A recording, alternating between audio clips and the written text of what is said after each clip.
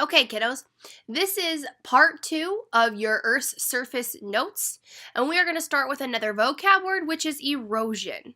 Now, erosion is the process by which sediment and other materials are moved from one place to another. Hopefully right now you're thinking of your hands up, stand up, pair up gesture. There are 3 main factors that affect erosion, which is gradient, load, and discharge. Now, gradient is basically the steepness of a slope. You're going to read more about that in your textbook in lesson 3. But erosion is the steepness, or gradient rather, is the steepness of a slope. So some streams have a really high gradient or a steep slope, where others have a lower stream and they have a lower gradient. Load is the amount of materials that can be carried by a stream. That is the load. So if it has a high load or a small load, it depends on how much the stream is carrying by its current.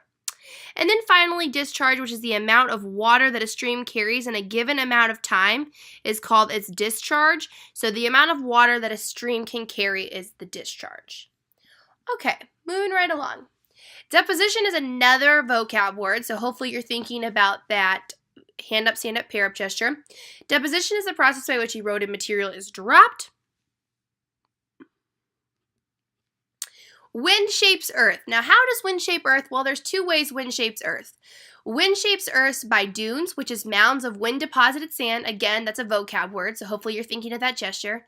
And also by loess, the thick deposits of wind-blown fine-grained sediment. Again, one of our vocab words, so you should hopefully be thinking about your hands up, stand up, pair up gesture. We're going to talk more about that effect in the center where you're with me. Ice shapes Earth as well. Ice shapes Earth by glaciers. There's glacial drifts. There's alpine glaciers, which are like rugged landscapes, versus continental glaciers, which are more of a flat landscape. So there are different kind of glaciers and different ways that it affects the shape of Earth. Finally, gravity shapes Earth. Now, gravity can have a slow mass movement or a rapid mass movement. When it's a slow mass movement, it's known as creep. Again, this is a vocab word. Hopefully you're thinking of that gesture. It means an extremely slow movement of material down slope. Rapid mass movement can be a number of things. It can be a rock fall, it can be a mud flow, it can be a landslide, a lot of different things that can cause gravity to shape Earth in different ways. All right, soil. This is our final lesson in our unit, this unit, and soil is a vocab word as well. Soil is known as a loose mixture of small rock fragments, organic matter, water, and air that can support the growth of vegetation. Soil is formed in 2 ways, by weathering and decomposition. Decomposition, you need to know what humus is, which is decayed organic matter. Again, don't think of the chip and salsa, think of the decayed organic matter. That is a vocab word, so again, you have your gesture for that. Now, there are many different properties that go along with soil. Some of the properties are the soil color, the soil texture, the soil chemistry, the pore space of the soil, and the soil fertility. There are 3 main layers of soil.